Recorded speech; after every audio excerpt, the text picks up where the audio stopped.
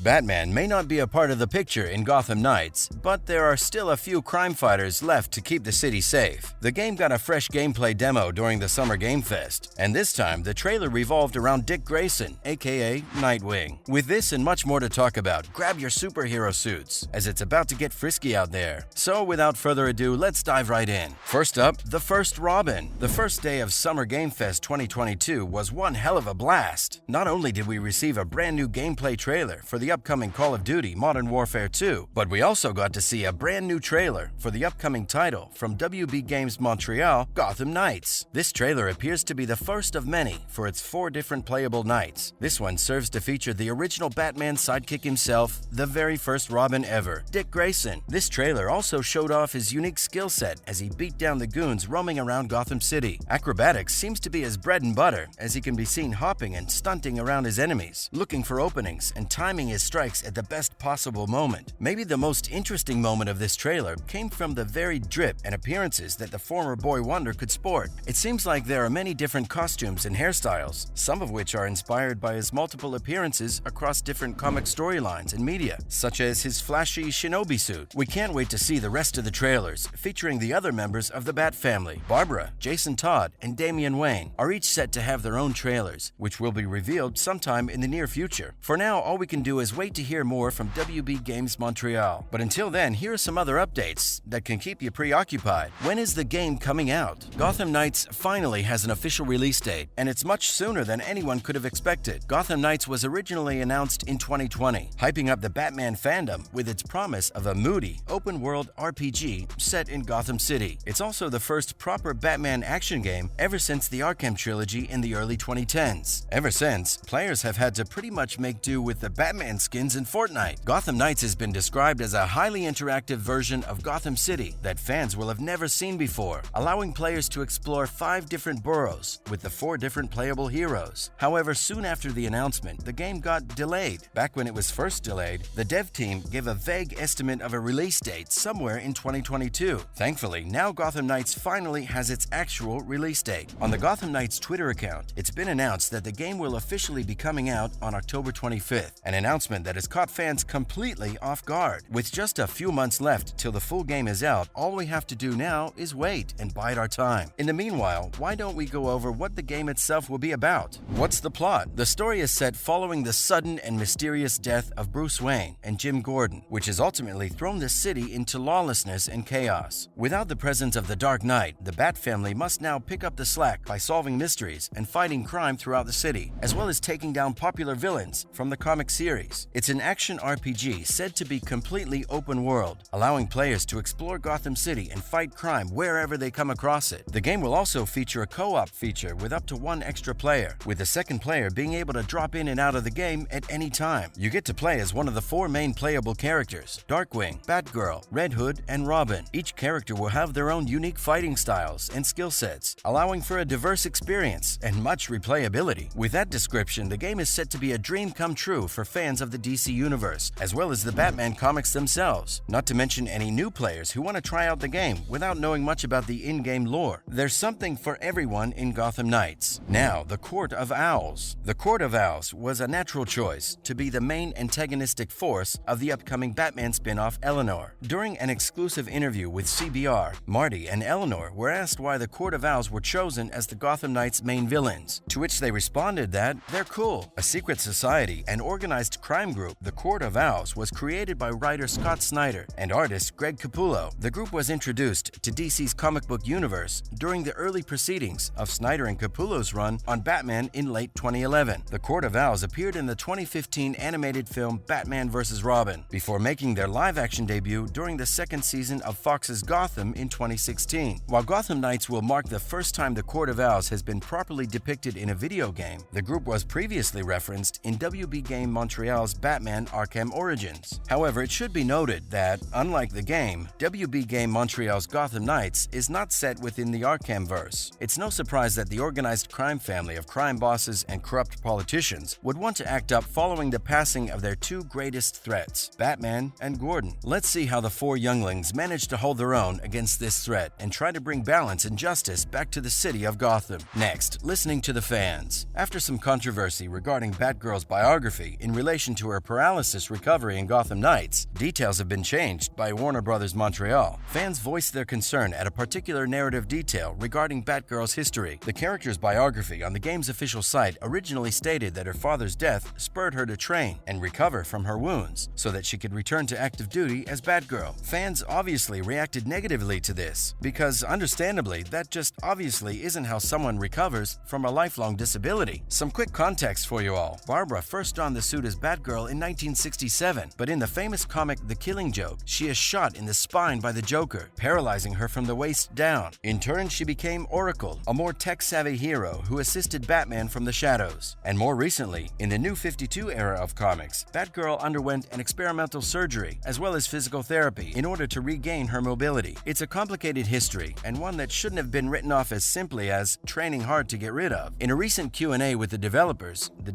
announced that they changed Batgirl's biography in an attempt to be more sensitive to the character. Now the description reads, "With extensive training and rehabilitation, she recovered from her wounds and returned to active duty as Batgirl," which we're sure that anyone can agree is the better version. It's still good to know that the studio was willing to listen to its fans and change the biography in the first place. It just goes to show how dedicated they are to the fan base. Looks like both Gotham and Gotham Knights are in good hands. Remember, no Russian. The Russian version of Gotham Knights has allegedly been cancelled. Quite the coincidence, considering its demo trailer came out alongside the trailer for the remastered Call of Duty Modern Warfare 2, which features the iconic and equally controversial No Russian airport mission. According to the Happy Warrior, sources at Warner Bros. Montreal have confirmed that the publisher has cancelled the Russian version due to the political fallout from the Russian invasion of Ukraine. The rumor is further proven by confirmation that Gotham Knights' Russian subsite has been taken offline. The URL now shows a 404 error. Similarly, the Steam page makes no mention of Russian language support, hinting that both Russian voice work and subtitles have been removed. The option to play in the Russian language will also be removed from all versions of the game. Warner Bros. Has not commented formally, but a source has reportedly stated off the record that the company is very afraid to upset the gaming press or cause trouble with social media. And now a lot of replayability. A recent interview revealed Gotham Knights' approach to story and gameplay is more heavily influenced by a player's choice of heroes than previously thought. While speaking with CBR, Gotham Knights executive producer Floor Marty and game director Jeff Eleanor discussed the various inspirations that went into crafting the game. While discussing each of the Bat family's unique quirks, the two revealed details on how each character not only determined playstyle, but also how specific interactions within the game play out. Co-op mode will also be impacted, as battles and investigations change depending on which characters are present. The pair also revealed how Gotham Knights seamlessly allows players to switch between single-player and co-op modes. They aim to make it a fluid experience, enabling players to investigate different avenues in Gotham City before rejoining their group later. This, the pair noted, was perhaps the biggest challenge in developing Gotham Knights. You know what this means, folks. You can play the game over and over with a different character and have a unique experience each time. Don't know about you, but we definitely can't wait to get our hands on this game. See you all in October. That's a wrap for this video.